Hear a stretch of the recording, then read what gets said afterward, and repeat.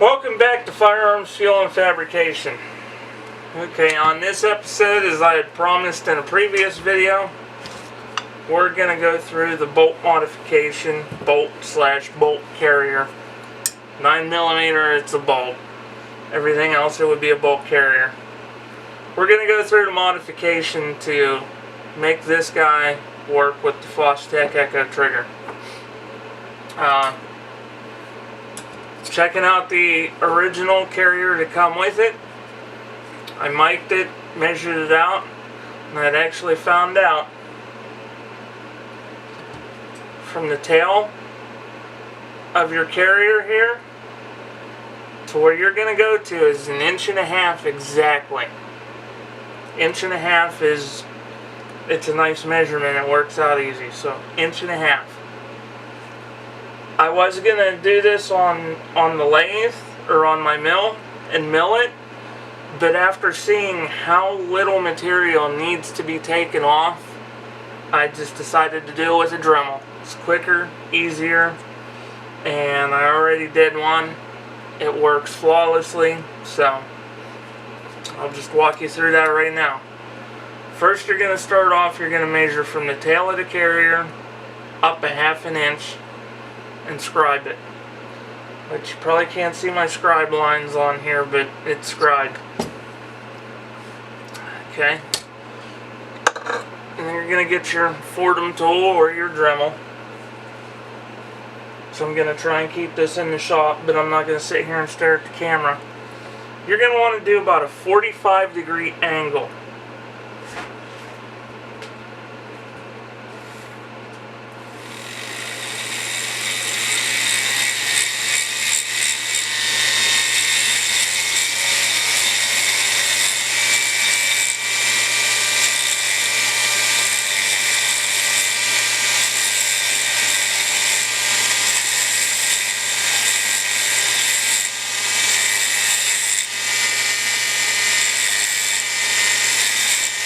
As you can see, I'm starting here in the center going, and I'm working my way out and coming in. Just to kind of keep a nice contour line there.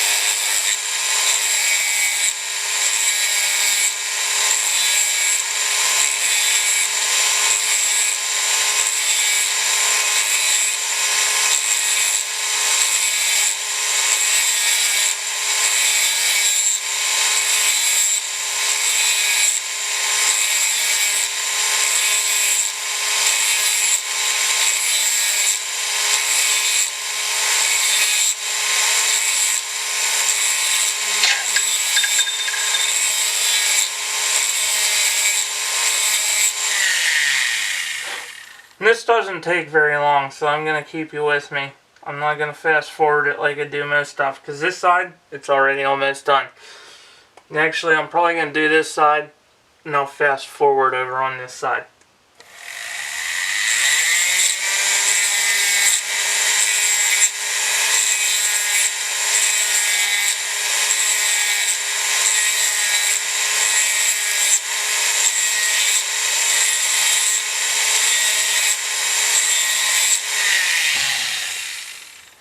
Okay, and I'm not killing it with pressure. I'm not putting a ton of pressure on it. I'm not pushing real hard. But let me focus this in as a close shot. Can't wait till I got a new camera and it has a good autofocus.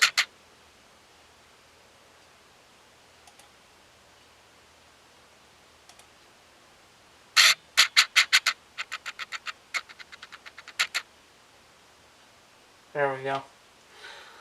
And as you can see that slate taper I put in there?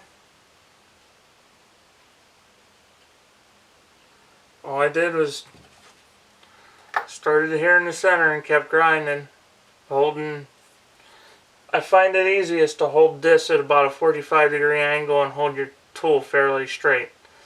And just grind and grind.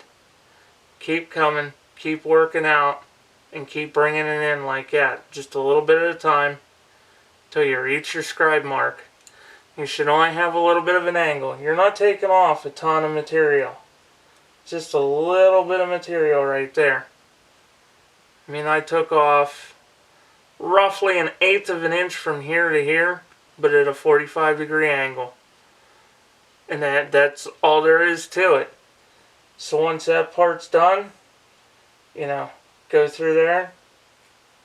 And I'm trying to hold this at a different angle so you can see everything real good.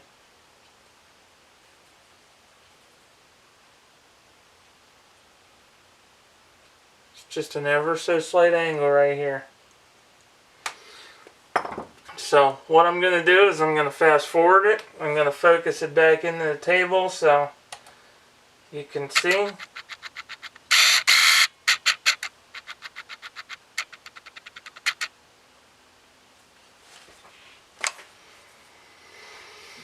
So I'm going to go through, finish the other side. So it's going to fast forward from here until this side's done.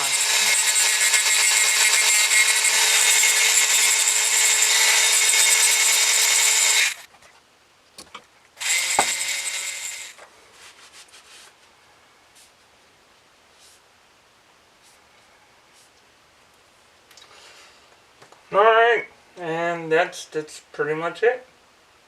All I've gone through and done is just put a nice tail, nice finished 45-degree edge where the peak of it stops at 1.5 inches.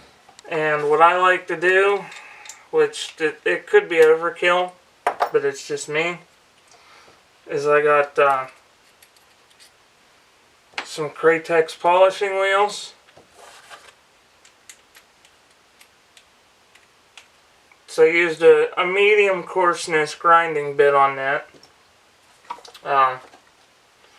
Blue. Orange is obviously your very coarse. Your pink ones are usually your lighter coarseness. I like to come through with a medium Kratex buffer. And all this is a piece of rubber with abrasive in it. But like I said, that could just be me getting overcritical with it. Okay, so that's that. Now let me grab my 9mm upper.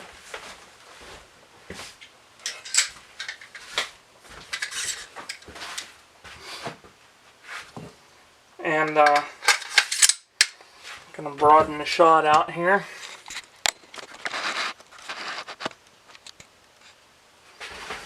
Okay. Shot's widened out. Put my tools up out of the way.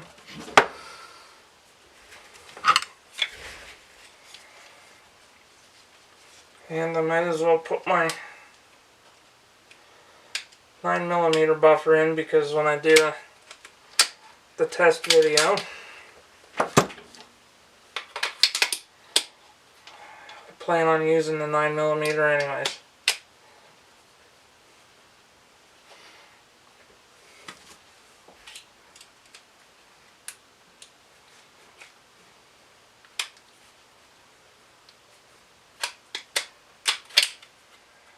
I gotta keep watching this camera. It cuts off at 12 minutes and it time flies when you're having fun. What can I say? So bolt's modified. You've seen that. It's done.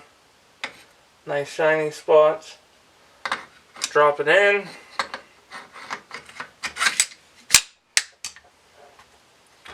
Okay, pull the trigger back. Put it fire mode, push that forward. Shouldn't have done that. Push that forward, squeeze that down, hold the trigger, and it holds that forward.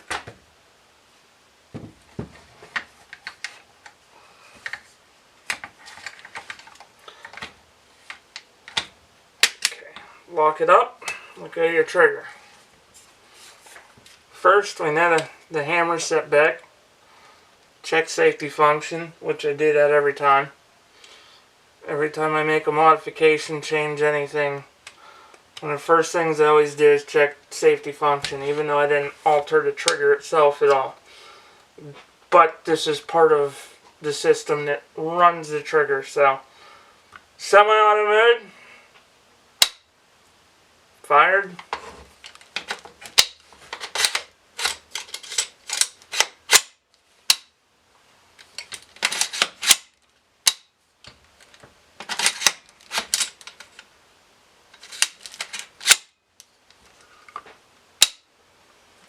Working good there.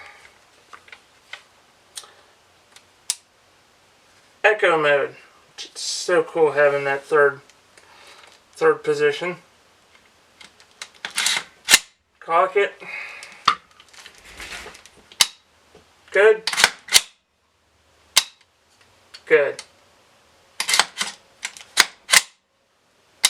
Good.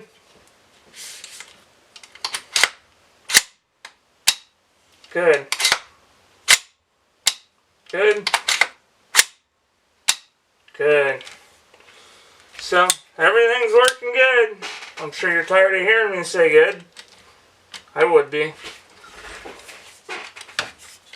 But, that's it.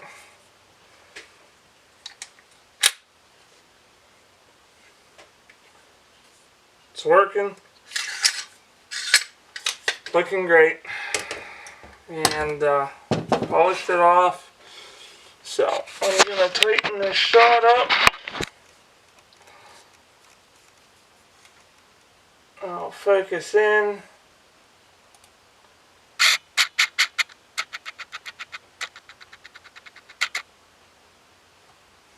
So there it is. Okay, you see the shiny polished part.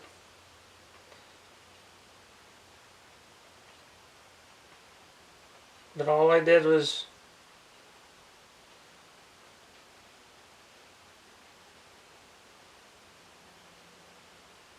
cut in a little bit of relief here. But that's all there is to it.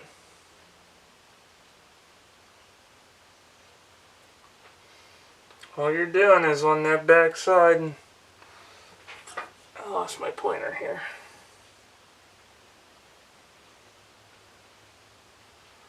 Trying to do this through the camera.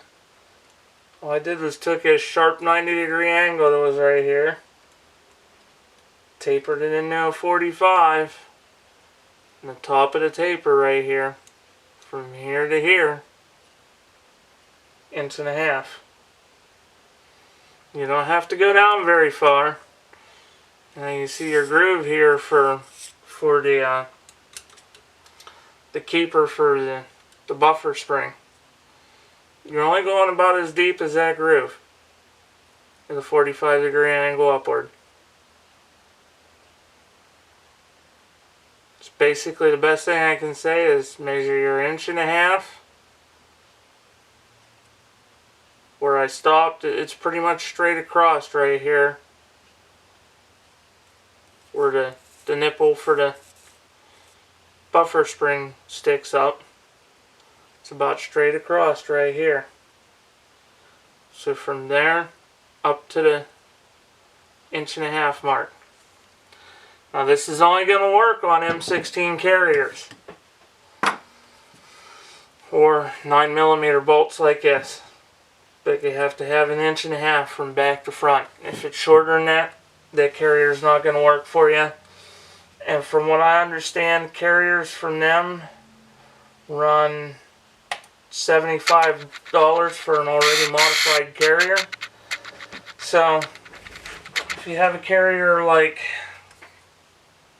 this guy, obviously that ain't gonna work.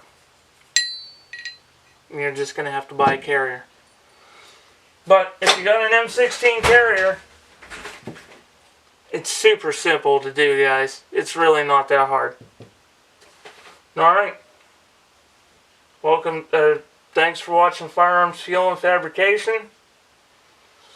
You widen the shot back. heck out. And that concludes this episode. Have a good one, guys. We'll see you in the next video.